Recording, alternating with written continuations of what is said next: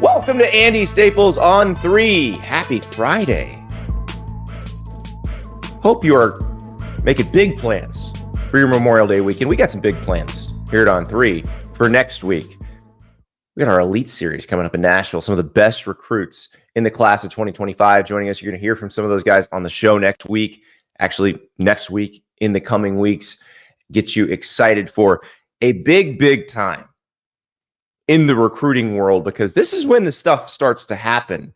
Now, I think, the casual fan who is thinking back to when they were growing up, they're going, oh, well, I don't even think about recruiting until, after the season's over. No. As Kirby Smart will tell you, as Dan Mullen, unfortunately, will not tell you, you got to think about recruiting all year.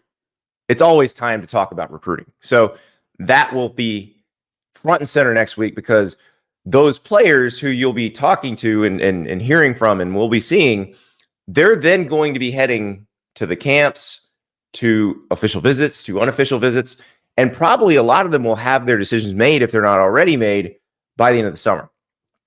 And maybe even by the end of the June, because the coaches like to kind of dip out in July. So you're going to see a lot of decisions made in the month of June. The 2025 recruiting classes will really start to take shape, and you'll have a better idea of where things stand. Of course, how those recruiting classes get signed has a lot to do with NIL, with compensation. That's all part of the game now. That changed dramatically on Thursday. The House versus the NCAA case has not been settled, but a framework for a settlement is in place. The votes are in. The 5 Power 5, and don't hit the X on me, because there are actually still 5 Power 5 conferences right now, because the Pac-12 hasn't officially broken up for another month. They voted to settle the House case. The NCAA Board of Governors has voted to settle the House case. A massive settlement. Billions of dollars in back pay for athletes going back to 2016, because they should have been able to do NIL and they couldn't. And then revenue sharing going forward for athletes. 22% of the average power conference revenue allowed to be shared with the athletes. There's a lot to digest here, a lot to unpack. Why is it such a big deal? Think about how hard the NCAA fought against this, how hard the schools fought against this for so many years. 12 years ago, 13 years ago, they were fighting against giving the athletes an extra $2,000. As recently as 2021, they were fighting against giving the athletes an extra $6,000. Now the dam is broken. They're going to have to share the revenue with the athletes. This isn't the end of this, by the way. This is still one step in the journey here, but it is a very different world. And I imagine you guys have a lot of questions about what happens now, because when are they going to start doing this? How are they going to split up the money? Does this mean collectives go away? All of these are very relevant questions and very interesting, because this will affect everything, but it will not change everything, not necessarily in the way that the folks in charge of college sports want it to change. For example, does it change how players can move between teams right now? I don't know if it does. But we're going to bring on somebody who can help answer these questions, even though some of them don't have answers right now, but we can at least guess at what the answers might be in an educated fashion with Mr. Pete Nakos from On3. What's up, Pete? What's up, Andy? How you doing, man?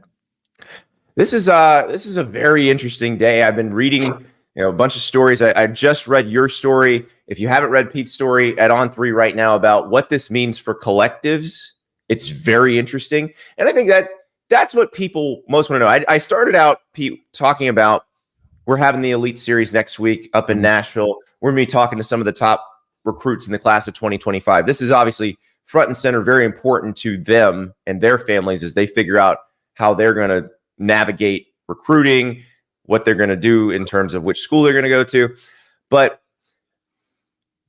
I imagine for the average fan, it's the thought is, okay, how does my team still get the best players? How does that work now?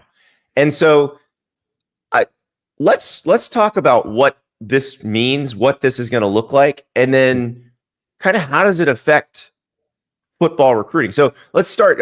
All right, how is this going to be structured? How is this settlement structured in terms of like the amount of dollars an athletic department has to share with the athletes? Yeah, so every collective not every collective, sorry, I just wrote a story about every athletic department that opts into this will be sharing roughly 20 to 22 million annually with their athletic programs, and from there that number could increase year by year just based off of the revenue streams coming in and things of that sort. From there, though, Andy, the big question that everyone wants to know is how does it get split up? And I can tell you from talking to so many industry sources this week that nobody knows the answer to that. Nobody really has the understanding yet of, do new scholarships count as part of that 20 to 22 million?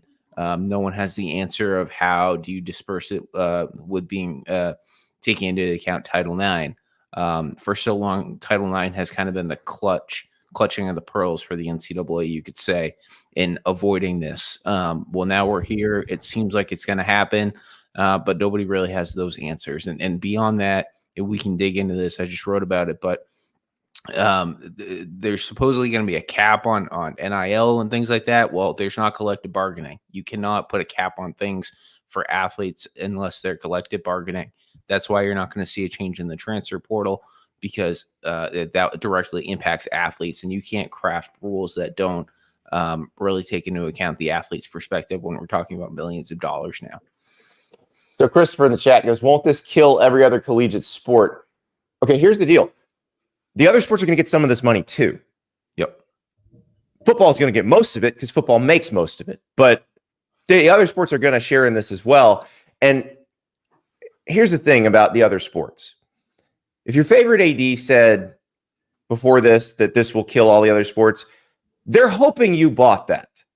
They think you're suckers when they say that. Because if they want the other sports to survive, they'll make sure they do. They'll raise the money to do it. Like when Stanford was going to cut a bunch of sports a few years ago, Pete, a bunch of people stepped up to endow them. Yep. Because they thought it was important. It's like anything else. Like if you live in a big city, there's a ballet in your town because a bunch of people think a ballet is important. Yeah. It's not because the government believes that there should be a ballet. It's not because, they're dancing for the love of, well, they are kind of dancing for the love of dancing. Don't make that much money, but it exists because people think it's important. Yeah. There are going to be plenty of people who think volleyball, softball, rowing are important, and those sports will survive. Now, will a softball coach make close to $1 million a year anymore? Probably not, but they probably shouldn't have been making that in the first place. I think beyond that too, a lot of fans want to know right now, like, okay, how does my college football team continue to win on Saturdays? Yes, that's all they care about. Yes, and for the last 3 Saturdays, the answer to that was giving, not last 3 years, giving cash to collectives was really the most impactful way we've seen. And I understand that some of the richest programs right now in college sports when it comes to NIL money didn't win championships, but I mean, Texas, Oregon, those are 2 of the top teams heading into 2024, and they're 2 of the top funded programs in the country. So the answer is you're going to have revenue sharing. That is going to become the new baseline salary in college football.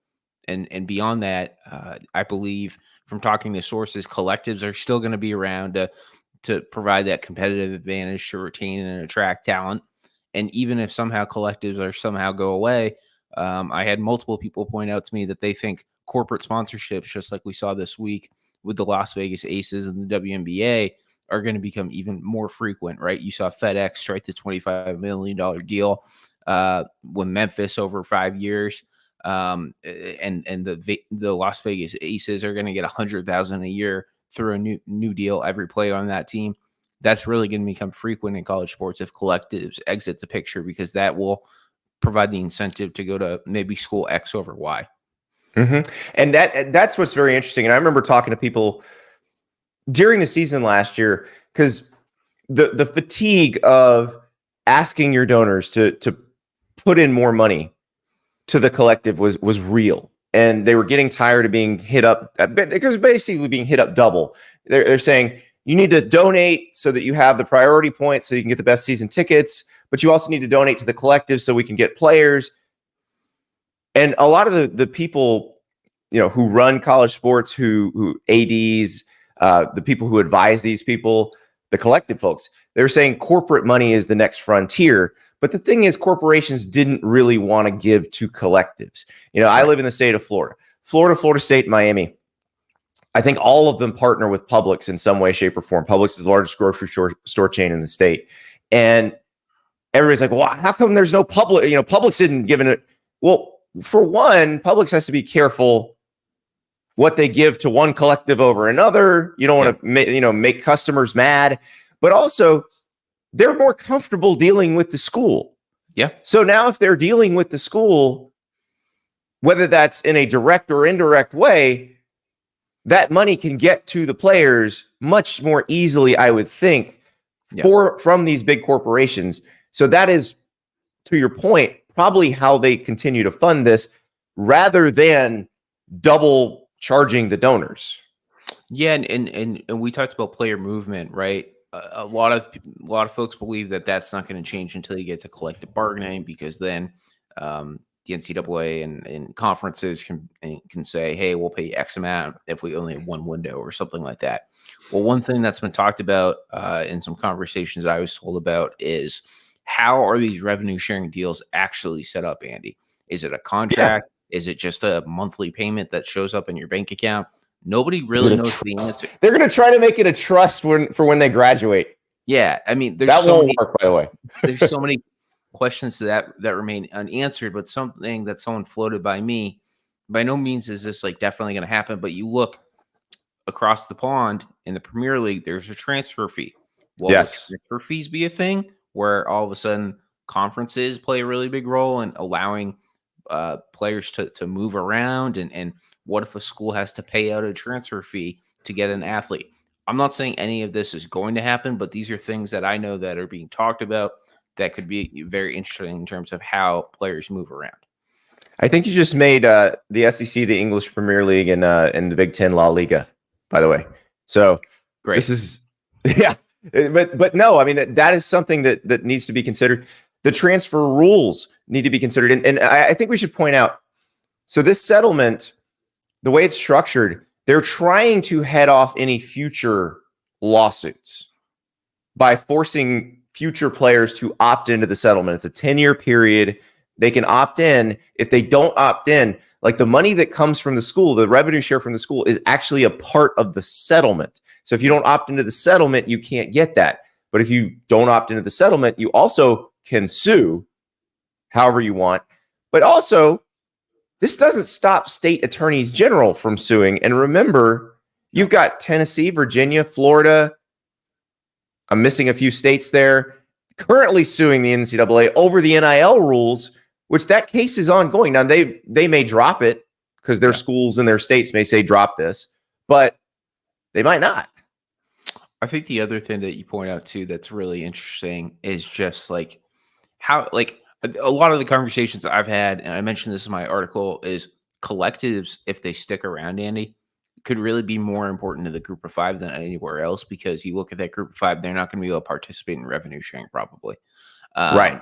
So all of a sudden then it goes to, okay, do we have collectives that are going to be part of this? Or does a group of five school just opt into revenue sharing and they only offer up to $2 million a year? Like, those are questions that we don't know the answer to. I think in the power conferences, like, they call this a cap, this 22%. I think it's really going to be a floor, like you said. But in the group of five, you could opt in, but because it is considered a cap and not a floor, you don't have to fund all the way up to that. Odenhorns with an interesting question in the chat. 22% of what revenue? Like, what exactly are we splitting up here? And am I correct in this? It would be your TV, your ticket sales, your No, is it your corporate sponsorships and your donations though? Is it the full amount of revenue that you would report to the Department of Education, or is it something different? From my understanding, the 22% is something that's been agreed on in conversations that, like, through a formula, they decided that like roughly 22% across the board is like 20 to 22 million. Yeah. That doesn't sound like the most informed take, but I promise you that's what is going on. But the one thing I want to get back to, Andy, that you mentioned, I talked to some attorneys recently. A lot of people have problems with this idea that athletes who opt in then can't sue. Like, can a lawsuit really put that into place? Right. There's a lot of legal concerns over that. Yeah. So you got that. And then like the Notre Dame president, John Jenkins, released a statement about this, saying, and said, this is not ideal, blah, blah, blah. And immediately said Congress needs to pass a law. That they've not given up on the idea of Congress bailing them out of this. And no. I just still don't think this is going to happen. Like, 15 bills have been introduced. Not even one has reached a full committee meeting. Is there any chance, because they have the framework of this thing in place, that they can now go to Congress and say, all right, we're actually serious about this. Can you give us some help here? Would you be able to create a bipartisan thing that actually allows them to do what they want to do? I had someone ask me last night, like, hey, do you think this is a quid pro quo, where Congress said, hey, if you get this done, we'll help you out? And maybe, but at the same time, you look at the track record, the NCAA has been able to get nothing done. And in that statement from Notre Dame, Andy, it also called for athletes not to be employees, which I mean, that's been a slippery slope now for a while that the NLRB is going to decide on. So I think that the short answer is I'm not sure, but beyond that, I think that this presidential election's coming up. There's going to be a lot of change in DC. Nothing. I'd be very surprised if anything happened before November. And right. Then, so the new Congress next January. Yeah, they can start deciding if they want to do anything. And the other part of this, so the transfer rules, again, that's also still being contested in federal court. The plaintiffs are states themselves. They're not players. And I don't see how they change anything about player movement, which, because I look at this as like, what do fans see? What do they? I don't think fans in general care about the transactions that are going on. They don't care how the money flows one way or the other. They don't really care how much the players get paid. Yeah. But they do care when their favorite player leaves after a year. How does this change that? It doesn't seem like there's any way for them to enforce any transfer rules over this. No, there's not. And someone made the point last night that recruits are going to be on campuses this fall and want some understanding of what the future of college football is about to look like. And they're not really sure what they're going to tell recruits. And that gets to the larger point of, I don't think the transfer portal is changing anytime soon. And I've asked the NCAA now multiple times for the official transfer portal windows for the 2024-25 academic year. Haven't gotten those yet, but I'm very confident that we're still going to have a winter and spring transfer portal window in college football. Yeah. So like your school is still going to have to do a good job retaining players there. And this is where the collectives come in. Now, you talk to the folks who run collectives all the time. What do they think is going to happen? And I'm talking about at the highest level. I'm talking your SEC and your Big Ten schools that want to compete for national titles, your Big 12 and ACC schools that want to compete at the top of their leagues. How does this work for them? Are they going to then work in partnership with the athletic department? Will the person running the collective be hired into the athletic department? Like how will that be structured? Similar to a lot in NIL, it's going to be case by case.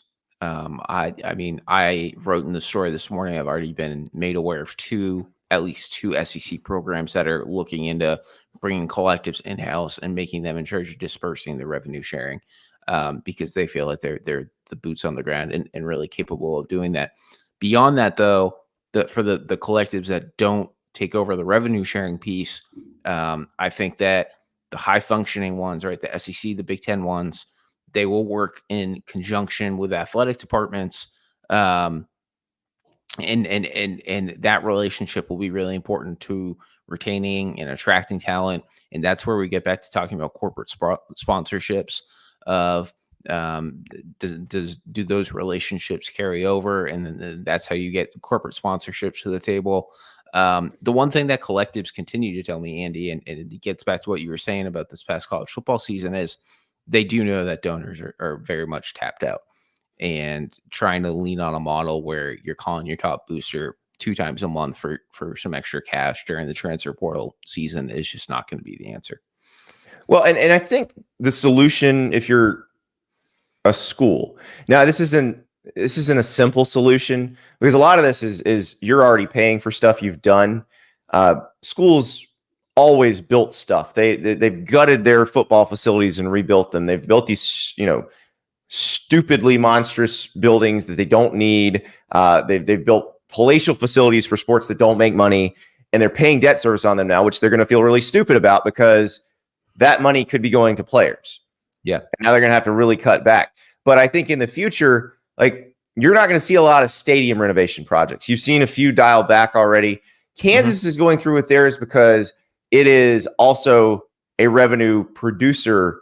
Yeah. 24/7, 365, because they're putting retail with it. They're putting a hotel with it. They're doing, sort of the urban renewal stuff that you see with a pro stadium. But most places aren't going to do that. They're going to go, the money that we put in the stadium, we want to put better players in the stadium with it. Yeah, I mean, Penn State of all weeks announced this week that they're going to redo Beaver Stadium, and you'd have. I mean, that's a long time coming, and they know that. $700 million at Penn State for that. So, well, I mean, these are decisions that athletic departments are making right now. And Andy, I know Texas A&M has been somewhat made of the example here of letting go staff, but I think that's something we're going to have to prepare for and cover in the next few months. Is staff cuts. Yes, and honestly, staff cuts that may be filled by bringing in cap experts and general managers. And I mean, everyone's always called college sports big business. Well, now it's really big business, and they need financial experts to come in and make sure they're running it correctly. Well, I think I said this on somebody else's show the other day. If you're an associate athletic director and you can't describe your job in one sentence, you should be very scared right now, because there's a lot of people like that at the bigger schools where, look, they had to give the money to someone because they couldn't give it to the athletes. Right. The staff's got very bloated. And so you have administrators who don't actually do anything. They're going to be in trouble. If you're the CFO, you got a job. You're doing something. Yeah. But if you have some nebulous title and we can't figure out what your job is, you're going to have a problem. The other thing I think, Pete, is some of these football buildings are going to get thinned out, because a lot of the recruiting apparatus is unnecessary now, because the money will do that part for you. Yeah. So I was talking to Walker Jones, right, the collective leader out of Ole Miss, and he made an interesting point of, I mean, you look at these salary pools right now in college football, and they're not even you can't even compare them to the NFL. I mean, the NFL salary pool is so less, so that probably is going to be cut. And then he also made a really interesting point of coaches right now are going around and trying to get money for players, but soon they may have to start making calls to get the extra cash for salary pools, because they're definitely going to be cut. And I mean, Ohio State is at least 3 to 4 assistants, I want to say, making $1 million this year. Yeah. And a lot of times you'd see assistants making money because they're quote unquote good recruiters. And you're still going to need those people who have good relationships with certain high school guys, who have, high school coaches, good relationships with the 7-on-7 community, good relationships with the trainers and the handlers and all that stuff, because you need to be able to get in with those players first. You need to be able to develop relationships with the players you want. And honestly, at the top level, the money is going to be similar. So the coach they like the most is still going to be a differentiating factor. But there are some coaches, and I think you'll be able to tell kind of who they are, because you're going to see them not be as in demand. If you had a coach that you're paying a ton of money, and you notice on Saturday that when their position group comes off the field, they're not meeting with them or anything, maybe they're just waving a towel on the sideline or something, that coach is there for recruiting purposes, and they're really there because they're kind of bagman adjacent, or at least were for years and years. That doesn't matter anymore. That person's not useful anymore. So you don't have to pay that person very much. Or the 3 director of high school recruiting. Yes. Positions. Right, exactly. Yeah. So it should be interesting too with this, and with we've talked about this. I think this week, days are blurring, but we talked about the NCAA allowing more assistants, right? Like removing the assistant cap. Well, do you like see more assistants, but everyone makes like $75,000? Like I don't know. We'll have to see how it plays out. Yeah, I still think it'll be a competitive marketplace because like the NFL has done that. The NFL doesn't have a cap on assistants, and their staffs have been growing and growing, but they grow in a different way because they don't care how many people coach on the field. They don't have recruiting, so it doesn't matter to them. And so like they just kind of hire where they want to hire, but they do have to hire competitively. They have to pay competitively to get these folks away from college or away from other NFL teams. And so, yeah, I still think there'll be a fairly competitive marketplace, but you may be right. That may be the new frontier where the coaches hit up the donors to goose the salary pool. But a lot of that is the school can pay that directly. So yeah, a good AD working in concert with their coaches should be able to make all this work. Yeah. 100%. Us though, I mean, very interested to see like where things do go wrong. And the other thing that I really have an eye on too, Andy, is how do like Lane Kiffin has been really open about speaking about how NIL is comparable to like his time with the Raiders and things like that. And what if a donor comes up to him one day and says like, hey, you have to play this quarterback because we paid X amount of money for it. Well, now I want to know, does Lane Kiffin go and hire a general manager who like he reports to almost? And it's like, hey, I just want to coach football. I need you to handle everything else. Like, I truly believe that's where we're headed. I think it's closer than people realize. And I know people care so much about winning on Saturdays and stuff. I think that the programs who do that might be setting themselves up for success. Or complete dysfunction. And that's yes, because we have an example of that. Because the NFL is the example of that. And it doesn't like there's no one size fits all approach. Like the Belichick model, which is more like the traditional college model, where the head coach is the GM and the head coach controls personnel with an iron fist. Like that worked as long as he had Tom Brady. Our pal Jim Harbaugh, who has just gone back to the NFL from college football. Like the reason he was in college football in the first place is because he got out of sorts with Trent Baalke in San Francisco. Trent Baalke won the power struggle with Jim Harbaugh. And so you have that, but then you also have these situations like the Chiefs have a wonderful relationship between their front office and their coaching staff. Like they work perfectly in concert. And so I think you've got to hire that person correctly, but I think you're right. I think that is where you're headed. And I was wondering, like, if the NIL system didn't change, if it didn't go into the schools, like you were going to have somebody who ran a collective who got sideways with the coach, and there was going to be a power struggle, and then it was going to get really weird. Yeah. I don't think it'll get as weird because even when you have a situation where the GM and the coach don't get along in the NFL, there's still a team owner that can step in and say, right, knock it off. The AD is that person now. So I think it'll be a little, even if it gets sideways, will be a little more harmonious than it would have been. Because like it would have been super weird if somebody running a collective had said, I don't like this coach anymore. I'm going to get him fired. Yeah. We haven't seen it. I don't think it'll happen because of what happened this week, but we'll have to see.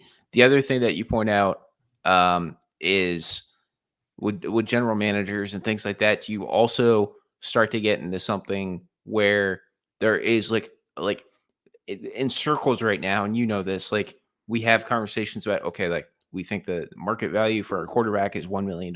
Like, is that going to become publicized like it is in the NFL? I don't know. We're going to see. Yeah.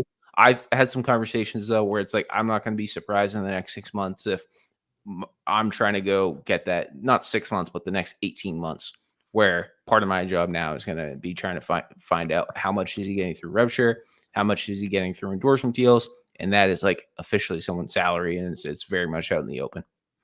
I do think it's going to happen like that because remember, the NFL doesn't officially publish any salaries. The teams don't send it out. The league doesn't send it out. But clearly the teams and the agents who represent the players have decided it's important to have the numbers out there so that it can be I probably so they can figure out the market and the market is more transparent for them. But I do think you'll probably get something similar here.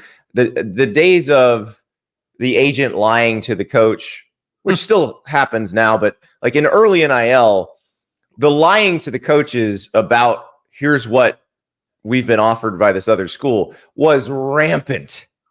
And now they can kind of call BS on it because they've got a lot better idea of what the market is. 100%. It's still interesting though. I mean, agents lying to coaches. I mean, even the spring portal, I had coaches calling me saying, is this guy really coming to visit us? Because we didn't know he was visiting us. Yeah. Yeah. It is truly amazing how all of this is going to work. So we should point out there was another piece of news in federal court on Thursday that kind of affects all of this. There's a case called Fontenot versus the NCAA, and it's happening in Colorado, and it's about suing the NCAA over schools not sharing television money, which is somewhat similar to because the House case got settled. The House case has actually been consolidated with some other cases that are settled. They're in the Northern District of California. Judge Claudia Wilkin, who presided over the O'Bannon trial and the Alston trial, she's the one that handles that case. In Colorado, it's a different situation, different judge, different federal circuit. And the judge decided that it's not going to get moved to Northern California. Now, what does that mean going forward? So Alex Fontenot, former Colorado football player, is like the main plaintiff in this class action lawsuit. So the really interesting thing here is Jeffrey Kessler, right? Obviously the lead attorney for House has come out and said, like, we're not threatened by this. We think it's only going to really last for a nanosecond. Wilkin has come out and said previously in court hearings that if the same settlement is like somewhat taking place somewhere else, it could be folded in. But here's the big thing. Athletes can now opt out of the House settlement theoretically and opt into this Fontenot case. But the question is there's momentum. And from my understanding, it doesn't sound like there's a ton of momentum. And the reason why is so many of these athletes who never got NIL deals are about to get they're going to get paid. So why are they going to wait for another case? And what if this Fontenot case isn't resolved until 2027, right? And now you're 3 years down the road of not getting your cash. So there doesn't seem to be a lot of momentum. There's still a lot of momentum behind this being folded into this House case and these other antitrust lawsuits we've talked about, but obviously still something worth monitoring. Well, and the other part of it is, remember, the plaintiff's attorneys in the House case, Jeffrey Kessler, Steve Berman, those guys, they're incentivized now to help the NCAA because they've just won one of the big, like, they didn't win a judgment and it's a settlement, but this is one of the biggest settlements in history. They've essentially taken down amateurism. Like all of that, they're going to get the credit for that. They don't want somebody else to get the credit for that. No. So this has to hold for them to get the credit. And I know, just speaking with some sources, like the Fontenot case is trying to gain momentum. It just doesn't sound like it's really growing. Yeah. And like Jeffrey Kessler, he also said something else interesting because I know a lot of people have questions about Title IX. Jeffrey Kessler said on Thursday, basically, Title IX, all of the issues with how much of this gets paid to who in regard to Title IX is going to be decided by the courts. So if the schools in the NCAA think they're done going to court, they are not. Like that's going to get settled in the courts as well. So this isn't over, but Jeffrey Kessler, like for him, this is sort of the cherry on top because this is a guy who got the NFL to institute real free agency. You know, he's done this with multiple leagues now. This is definitely the cherry on top. And I mean, this is probably will be the biggest win of his career. Yeah, because this is because it's a $2 billion settlement from the NCAA. Like they'll be paying, they and the schools will be paying, but the revenue share is part of the settlement as well. I don't think the attorneys get the fees from the revenue share. They don't get a cut of the revenue share for the fees, but that's also part of it. So over the course of it, it is, 200 to 300 million per school over this 10 years of the settlement. Yeah. That's crazy. What? Oh, speaking of numbers and math, and I realize this is a bad at math show, so I apologize to everyone out there when I butcher this, but I think this is interesting. So this 22% revenue share thing, it is the average of the Power Conference annual revenues. So 22% of the average of the Power Conference. So like we always talk about the gap growing wider, all this stuff. It's not 22% if you're below the line. It's not 22% of your revenues.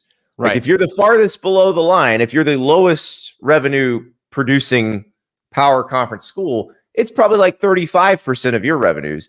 And it's probably like 13% of the number one school's revenue. Ohio State. Yeah.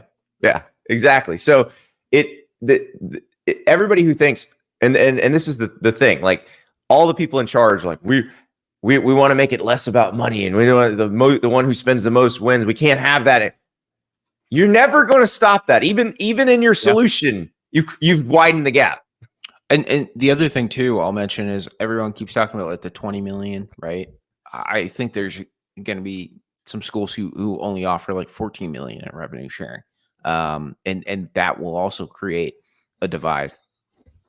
Yeah. But the other thing, and this is what I point out to people, is like the Yankees have not won the World Series in a long time. Yep. The Dodgers don't win the World Series every year. That's Major League Baseball is an uncapped sport. There's no salary cap. Yet the teams that spend the most money every year don't win every year. Like the smart teams still win. And I think if you're worried that, Ohio State, Alabama, they're still they are still going to dominate. They're still going to be in it every year because they can spend. But you can win by being smart. You can win by being different. It's still possible. And now you can, more teams can make the playoffs. So just remember that before you assume, they can pay more, they're automatically going to dominate. And it also always goes back to who's going to win in high school recruiting, right? I mean, this is really just going to really drive home that point too. And we'll have to see in the future how the portal works out. It appears at this time the portal is not changing, but that kind of seems to be an ever-moving target at this point. Yeah, and I'm fascinated to see how that works in this era. Like you said, the transfer fee thing, like that would be a way to maybe rein some of this stuff in without actually restricting the movement of the players, without saying you can't do this. Because if somebody were to leave Vanderbilt and go to Georgia, and Georgia would have to pay a transfer fee to Vanderbilt, all of a sudden that becomes more revenue. And it's we've actually had a Dear Andy question about this, where the viewer sent in the question said, "Hey, could this be a way to subsidize those schools?" Right. Yeah, like it absolutely could. It also makes it worthwhile for the G5 who might be heading to the training ground stage. I mean, I had some people quote unquote call it a training ground now. I mean, that gives them more money in their pocket for players they lose. And also you talk about the Georgias, the Ohio States, the Alabamas of the world. They don't have unlimited money in transfer fees either. It would really make it much more of a strategy than like, hey, like the portal's open, let's see who goes in. Well, I had a coach who coaches one of those teams that would be kind of the developmental team. And they know this. Like they understand this. But they were excited because their collective basically was tapped dry after the first year. And they lost a bunch of players. Now they solidified the collective a little bit this year, so they didn't lose as many players. But this coach was saying, bring on the revenue sharing. He's like, because I want to play Moneyball. I feel like I can win playing Moneyball. Basically, this coach told the administration at the school, if you fund me the lowest, I'll get you in the middle competitively. If you fund me in the middle, I'll get you near the top competitively. And I believe there are coaches out there who can pull that off. Yeah. I mean, that's when I talk about general managers, like it's really going to become Moneyball, and excited to cover that part of the sport and how it evolves. And I've had a lot of staffs like ask about data right now because they're trying to mock up how that all looks like. And I don't know if we're really going to have the answer to that until it begins. Yeah, I think the transfer fee thing, I have a hard time seeing the schools agreeing to that. Yes, I do too. Although there are, like, what's interesting about it is, like I mentioned, Vanderbilt. Vanderbilt is getting pillaged by its fellow SEC schools in the winter portal these days because as soon as somebody proves they can play in the SEC at Vanderbilt, somebody big in the SEC snaps them up. Yep. And I think you'll see something similar with Northwestern in the Big Ten, where they're a very good developmental program as well, have been for years, where if you got a lineman who suddenly has a really good year in year 3 as a redshirt sophomore. Yeah. Well, his redshirt junior year, Ohio State, Michigan, Penn State, they're all going to want him. So that's the transfer fee thing would be really interesting. Yeah, exactly. Yes. Fellow Big Ten school, Oregon. Got to retrain the brain, Pete. But I do think, I think that piece of it would be very interesting if they did do that. But that's one of those, I have a hard time seeing your Ohio States, your Penn States, your Oregons agreeing to that. But yeah, the Moneyball aspect of this is absolutely fascinating. And the one thing that we haven't touched on, that, not to put people to sleep here, I think it's important. The settlement talks about a new enforcement arm of college sports. Yes. Talk to some people. It's really clear that schools don't want that to be like a new regime at the NCAA or anything like that. So the question is, do you have like a NFL or NBA front office sort of situation? But then the question is, like, is that run by a court? Is there a new clearinghouse? We don't have the answer. A lot of people don't have the answer. But it'll be very fascinating in the next 6 to 14 months to see how that takes shape. And is there a commissioner of college football like we've been talking about for so long? Yeah, I still am struggling to see Greg Sankey or Tony Petitti giving up their power to somebody else. Yep. But yeah, like, and I also struggle, like, they're not deputizing a court to handle this, the internecine squabbles in this business. Like, that's not going to happen. So they're going to have to figure that out. And again, I know they think they're going to have rules. They're not going to have real rules until they collectively bargain. They eventually are going to figure that out, but they're not quite there yet. I don't know what's the push that gets them to there. Is it the National Labor Relations Board just saying the players are employees? It's that, or maybe it's the next wave of college students who come in with revenue sharing kind of being the standard, and they're like, this isn't enough. We want to actually bargain for our worth. Right, and there's an expiration date on this cap. There is. We already know that. It's just like any TV deal. Yeah, it's just like any TV deal. So it should be fun. The other thing that really jumps out too is like some of these schools that are major players, Andy, right? Like a Kansas, like these schools have really been screwed over by some of these NCAA, not Kansas, but some other schools have been impacted by NCAA investigations and how long they take. I know that's something that a lot of people want answers to. If there is a new enforcement arm in college sports, what does that look like? That's not going to be created overnight.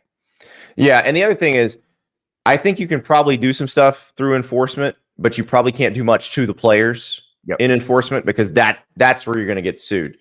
Ferris with an interesting, what are the quote unquote basketball schools going to do? They can use the full $20 million for basketball only. Well, I mean, I think you're probably going to have some flexibility about how you want to do it.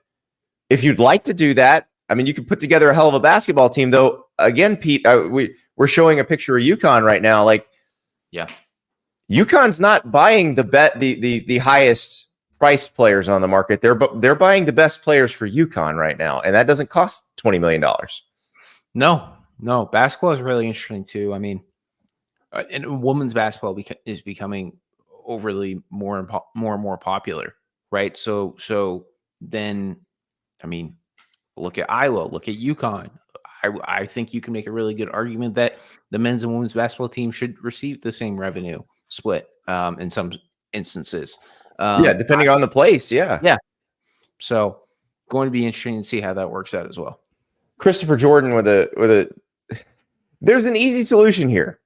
Offer 2, 3, and 4 year deals to high school kids. If you break the contract, you pay the penalty. Negotiate after contract period is complete. Yes, Christopher, that is a very easy solution. That would require them to be employees, and the schools don't want to do that. So if you would like to call your favorite school president and say, here's an easy solution, why don't you just do this? You wouldn't be the first person, but they're not ready to do it yet. They will get there, but they're not ready yet. I mean, you just look at too, right? The Notre Dame statement yet again. It goes immediately back to, hey, can we make sure athletes aren't employees? And it's like we're back to right where we were 18 months ago. We had a great comment earlier on when you were talking about that, where somebody said Bo Nix would qualify for SSI.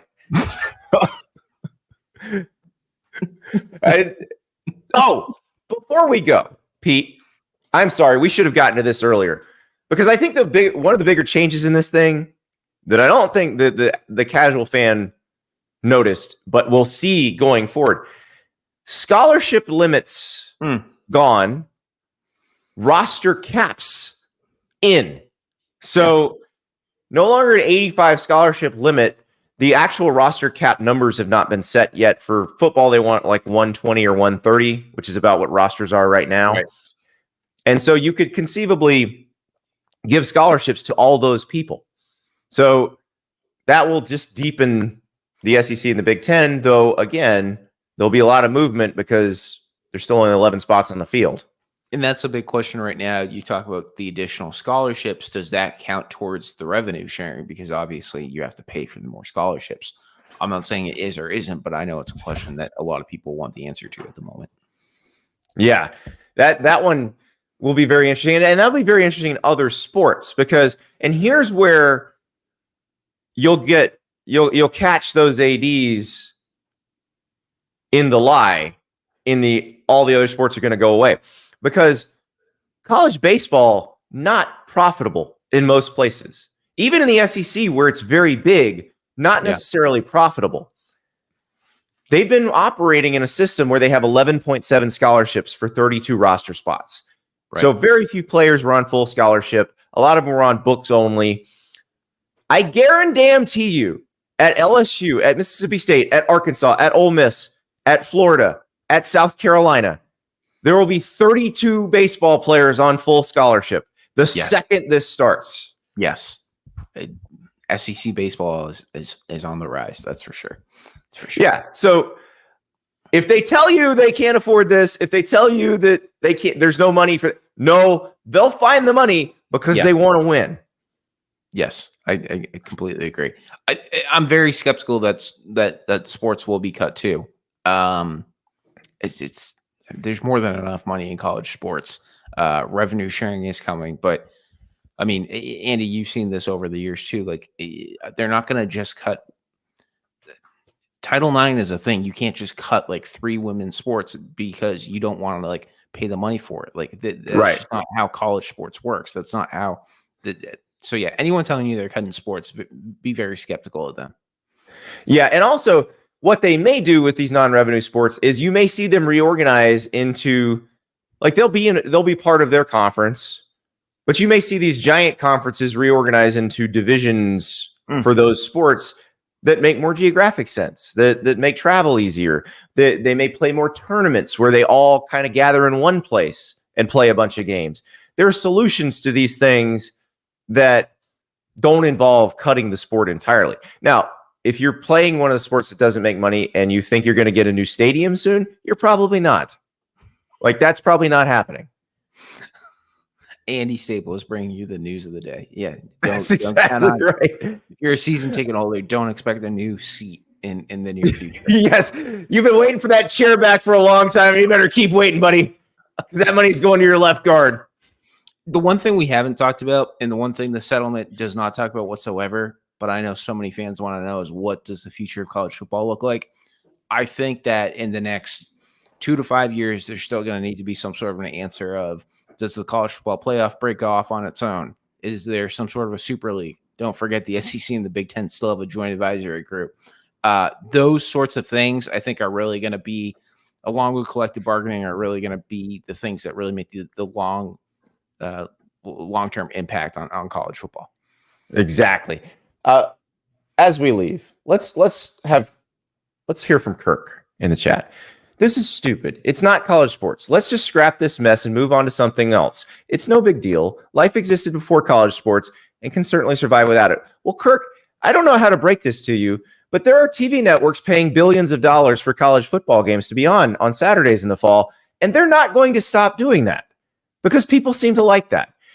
If you would like to not do it, well, why are you here 50 minutes into the show talking about college football? Like, I can guarantee you're going to watch every freaking game. Like, so stop this. Just stop this. Like, you guys don't actually care how they get paid. You just care if the games are on Saturday. We know that. We've seen it. We see your behavior. You just want to make sure that drop the charade. You just want to make sure that Georgia's on the SEC title game next year. I mean, like that's what people care about. And is Carson Beck good, and is Jaden Rashada a good backup? Those are the questions people want answers to. Oh, I was about to wrap the thing. You mentioned Jaden Rashada, so I'm sorry. Damn it, Pete. Come on. All right. Well, all right. We do need to. We got a couple minutes left, so we are gonna we'll address the Jaden Rashada elephant in the room, because you and I talked about this earlier this week. That's still ongoing.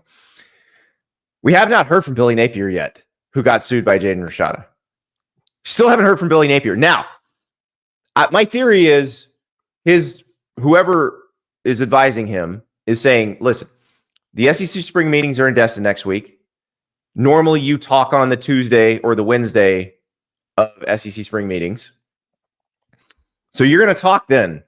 So we'll have a statement ready for you to read before you do that interview.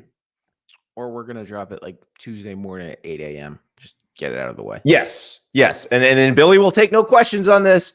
Here's what Billy says. I imagine they're trying not to give too much oxygen to this if they can get away with it. Yes. I mean, this has been the story of the week right next to this House case. I mean, and Billy Napier's name is obviously attached to it. So why would Billy Napier come out and add more oxygen so the flames just go higher? It doesn't make much sense from that stance. But very interested to see what he has to say. Still nothing from the booster Hugh Hathcock or the former staff member Marcus Castro Walker. Going to be interesting to see how these next few weeks shake out. I can tell you one thing that I've been told and I feel confident in. I don't think this is dying down anytime soon. And I think there is at least going to be depositions. Obviously, the defendants are going to try to file a motion to dismiss this. We'll have to see how that goes. But I think this is just the starting point for this lawsuit. Yeah, and here's the thing. I keep thinking about this, Pete. Like, what does Jaden Rashada have to lose by continuing? Like, there's no embarrassing information that can come out about him or his family in discovery, because they've already been the villain in this story. Yep. For a lot of the time. Like, we've already criticized them. Like, we've criticized their agents for even letting him sign that contract in the first place, like with such a broad termination clause. Like, we've criticized everybody on that side of the thing. There's nothing that can make any of them look any worse. Yeah. And if you're Jaden Rashada, why wouldn't you want to drag it out? Yeah, right? You obviously filed a lawsuit because you're very frustrated with Florida. I mean, says it. Yeah, because like the Miami fans hate him for flipping. The Florida fans hated him for not showing up. The Arizona State fans hate him for like all of that. Yep. He's not going to take a PR hit any worse than he already has. And I think that's what they're relying on is, if you are Billy Napier, if you are Hugh Hathcock, do you worry about the PR hit more, or do you fight this? But yeah, if there's discovery, if there are depositions, get your popcorn ready. And how long does it last? probably till he's competing for the starting job next spring at Georgia, and probably I'm not trying to disparage anyone here, but probably after he transfers to another school after he doesn't win the starting job at Georgia. Have a great weekend, folks. I'm just going on the percentages here, Pete. Just playing the percentages. Love you. Thank you so much. Everybody have a great Memorial Day weekend. Be safe, be happy, be healthy. We love you, and we'll talk to you on Monday. See you guys.